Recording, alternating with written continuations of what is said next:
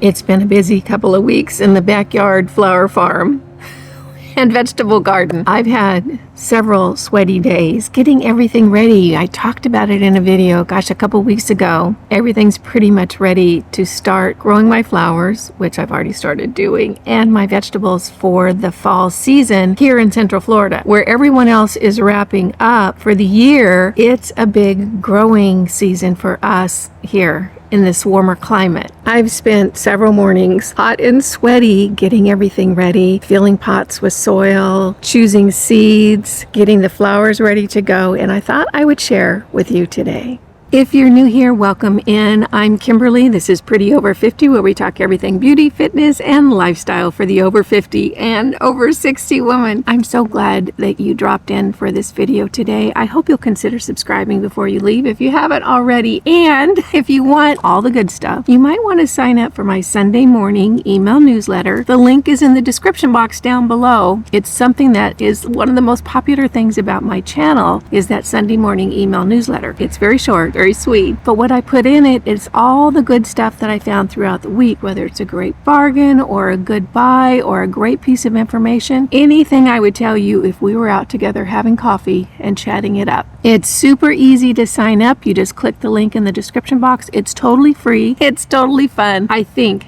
you're going to love it. If you've been following along on my backyard flower farm journey, which sounds so silly, but it's true, I'm kind of on a new mission. I have a girlfriend, Lisa, from Lisa Monique Beauty. You might know her. She started growing dahlias in pots and containers, and I was just blown away with how beautiful her flowers were. So it inspired me to start growing flowers in my backyard. I did some research. I bought a ton of soil. I've got the pots ready to go. Everything is prepped and on its way growing. I'm going to share that with you today. In addition, you can see back over there, I have started my vegetable garden for the fall here in Central Florida. I'm going to show you exactly how I planted my green stalk planter, what I have in the pots, how my tomatoes are doing. It's the one that I grew from cuttings, and a few other things. I think it's going to be fun. And stay tuned, because after I walk you around what's going on here in my backyard, we're going to go on a little field trip, and I think that you're going to be thrilled with it. What I thought we would talk about first is the vegetable garden and what I've got going and how I'm planting it. Let's start over here with the okra plants, and you can see how beautifully they are doing. I have 4 okra plants. I planted 5. 1 did not make it. I am getting some yield of okra, but not a whole ton. And I don't know if it's because I'm growing them in pots or if it's just too early or what it is. But you can see right here that the okra starts small, clearly, like they all do. And by golly, I'll wake up one morning and they will have grown 2 inches overnight. I think they grow at night.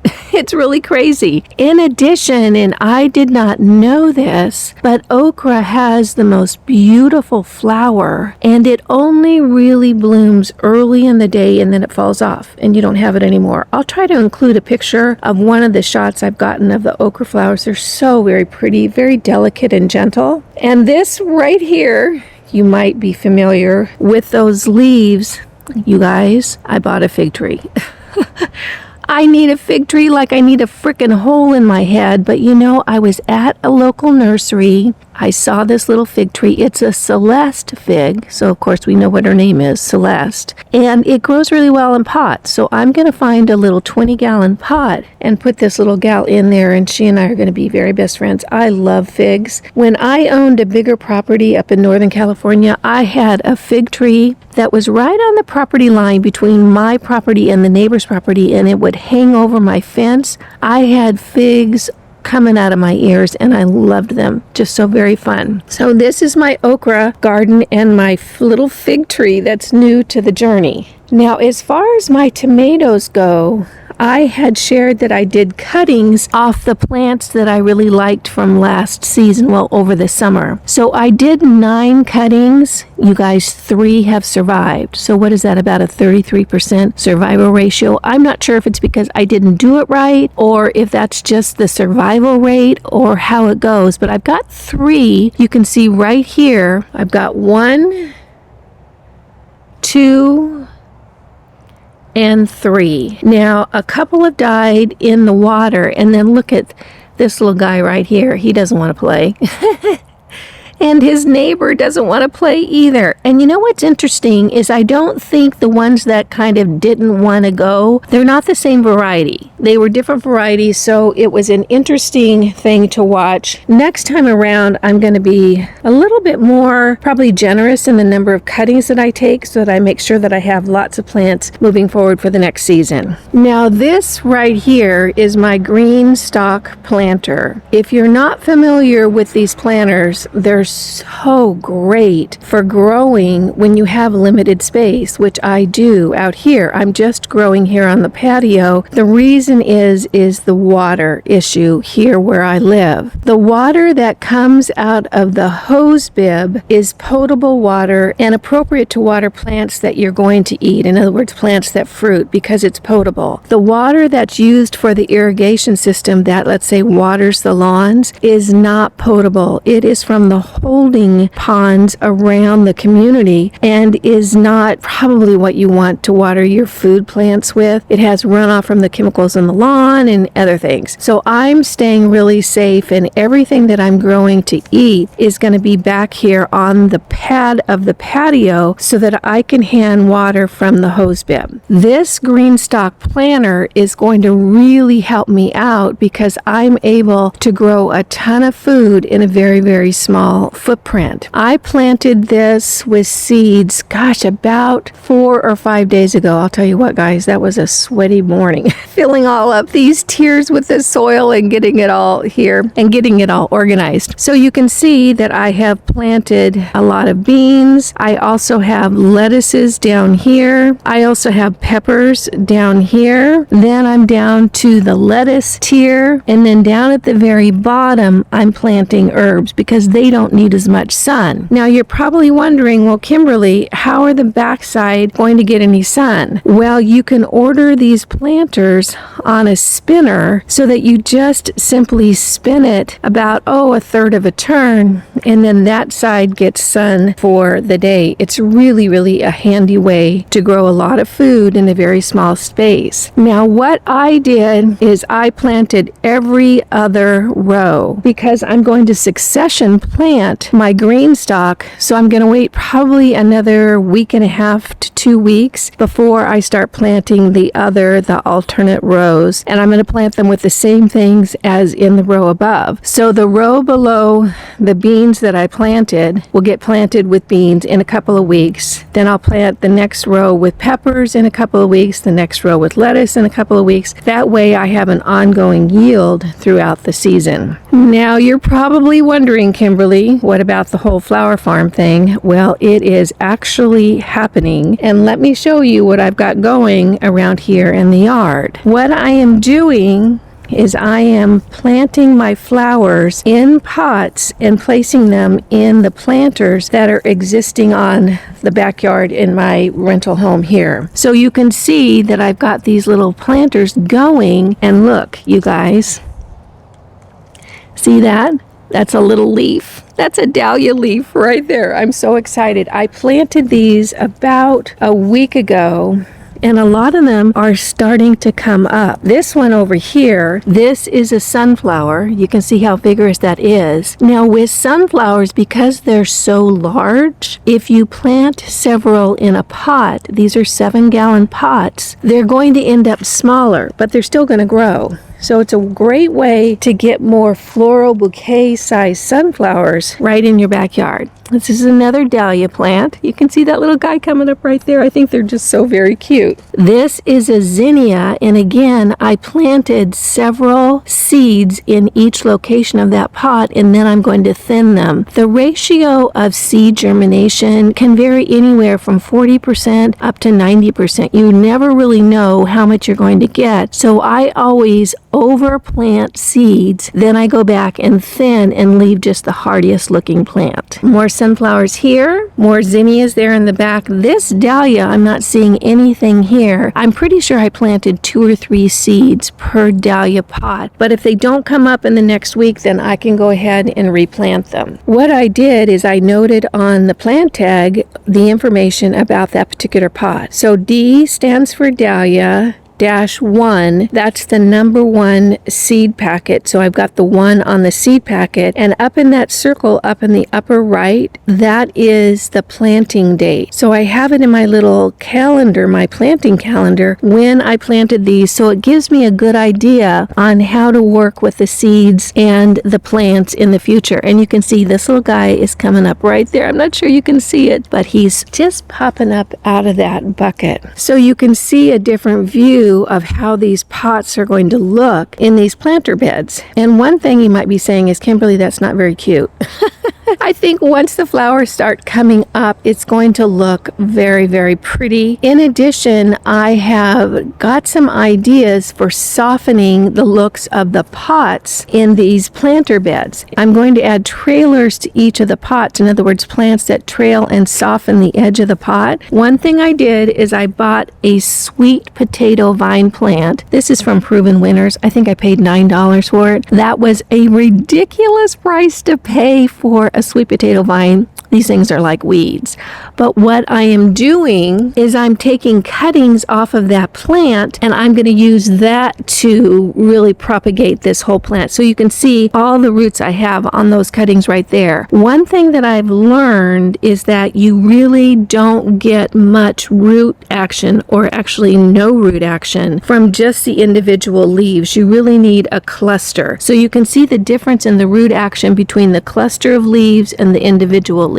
That's what I'm going to do to help soften the look of the pots in these planter beds. Now you're going to say, how's this a flower farm? You only have 10 pots. Well, I've got 8 more pots ready to go. I'll tell you what, loading these pots up with soil is really quite the little adventure. They are 2 cubic foot bags of Happy Frog. I swear they weigh 40 or 50 pounds. They're really, really heavy. So getting these all potted up is a sweaty mess. I have 8 more ready to go. And then over here, I've got a couple of mums that I ordered the starts. They're growing nicely. Look at how beautiful that greenery is. Isn't that just gorgeous? And then in this mystery pot back here, right in front of the little poopy, hey Lucy Lou, is a mystery mum that I bought off of Amazon. It had a beautiful picture. I have no idea if the flower is actually going to be that gorgeous. Now look at this little guy right here. He's already creating buds. So this is not going to be long before I start having beautiful flowers off of these mums. So my backyard flower farm and vegetable garden is on its way. I'm really excited about it. Most of the heavy labor has been done. However, I just ordered some bare root strawberry plants. Believe it or not, from Etsy. That was the only way that I could really find what I was looking for as far as the type of strawberry plant. And that's going to go in another green stock planter that I have out in the garage. I'm going to fill it with strawberry plants so that I'll have homegrown, organic, super clean strawberries right in my backyard. And I'll go ahead and plant that with you guys so you can see how I do it, how the green stock planter goes together, and how the strawberry roots, the bare root strawberries, how you want to put them in the soil for the very best results. I'm super excited about my backyard growing here. It is so fun for me. The weather is beautiful. I love being in the backyard. I love puttering around the plants, and I'm really excited about all the zinnias, the dahlias, the sunflowers, the mums, the cosmos that are going to be coming up very soon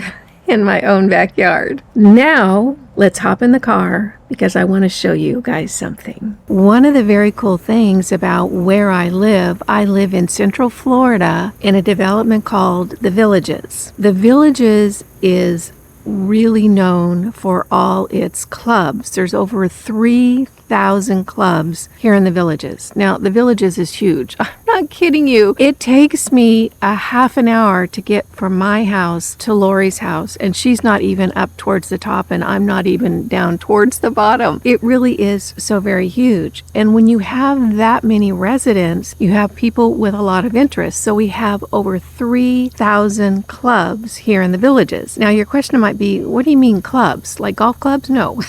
like clubs that you join. Remember in high school when there was like, oh, the ping pong club or the debate club or the cycling club, this and that. It's just like that here in the villages, only there's not 3 or 4, there's over 3,000. And I'm not kidding you, probably well over 3,000. The way you can find out about the clubs is that they put out a little magazine or newspaper, it's newsprint, every Friday here in the villages. And inside of it is the whole schedule for all the clubs and all the other recreational activities. This thing is so handy, and what they do is they go through every single recreation center. Right now I'm standing outside of Lake Okahumpka Recreation Center, which is like a 1-minute drive from my house, and every recreation center is having meetings and club meetings and events all week long, all day long, and this is the schedule. Another place that you can go to find out about your interests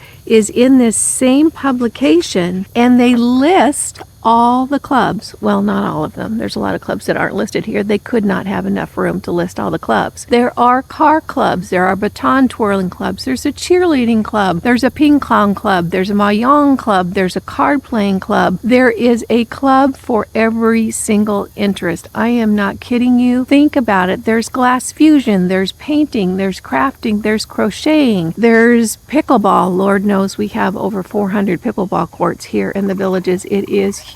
So the clubs are a huge activity here in my community, and people are so out there and active. I'm telling you, it is like crazy. This is exactly like summer camp, only you get to live here all year long. It's not just for a week in the summer. Right now, I'm going to drive us over and show you a very, very spectacular result of one of the fabulous clubs here in the villages. I am at the Seventh-day Adventist Church of Lady Lake. And you might be wondering, what do you mean church? I thought we were going to talk about a club. Well, we are. This is such an interesting story. There is a club in the villages called the Butterfly Garden Club. Perfect for me. I went to a meeting with Lori a couple of weeks ago right here at this church. It was so interesting. It was a lecture given by a professor at the University of Florida about butterfly gardens and how to bring pollinators back into our communities. It was so interesting, and honestly, I think everybody should listen to the lecture. I will try to find a link to it online. Hopefully he's recorded it and put it on the internet. It was so very good. I'll have as much information about the professor listed in the description box down below. Here's what Lori and I learned at that lecture. Getting pollinators back into our communities is so much easier than we think. And he really walked us through what happened to the butterflies and bees in our communities and how we can almost super easily change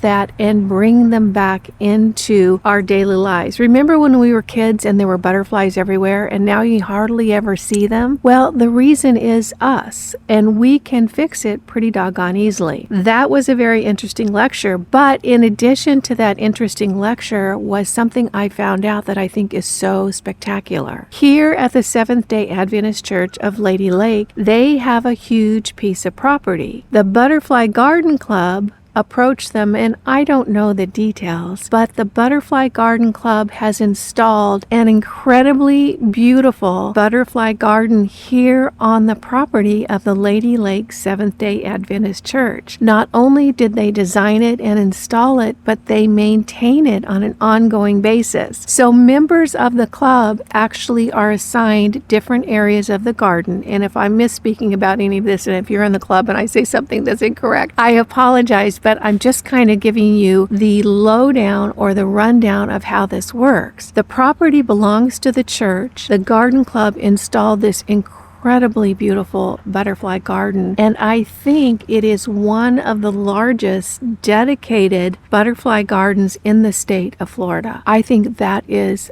amazing? What a wonderful use of all that energy from the club. It is gorgeous. It is beautiful. And when Lori and I toured the garden after the lecture, I was just blown away at the number of pollinators that are just flittering around at any given time. If we're wondering why we don't see the bees and the butterflies like we used to, well, you know what? We kind of created the problem, but we can solve it a lot easier than you would think. You don't have to turn everything upside down and redo your yard completely. You just need to put in some plants that the pollinators like, maybe a little swash of 3 here, a little swash of 3 here. Have a neighbor a few doors down do it as well, because the pollinators like to come in and see some choices. So for instance, if I was to put in some plants that are good for the pollinators, and then my friend Carol, who lives on the next street, she puts in a few swashes of 3, the butterflies will really start looking at that as a place to go and eat. I was so impressed with what the Butterfly Garden Club has done here. It is so beautiful, and it is stunning to see the number of pollinators at any given time. I'm here early in the morning. I thought that would be a good time for everybody to wake up and want to get something to eat, so we'll see a lot of them fluttering around. If you live in this area and you haven't come out to this butterfly garden, really, it is so worth the trip. It is beautiful. It is such a good resource in this community area, and it's a great way to find out what plants that are good for pollinators might work well in your garden. If you do come visit the church, you'll notice that as you drive in, on your right-hand side is a beautiful part of the garden, but that's only a small section. Towards the back of the church, and we'll go there today as well, is where the largest area of butterfly plants are there. It is so worth the trip. It is a beautiful way to spend a morning or an evening, anytime, to come and see these gorgeous pollinators. Let's go ahead and take a little tour through the butterfly garden here at the Seventh-day Adventist Church in Lady Lake.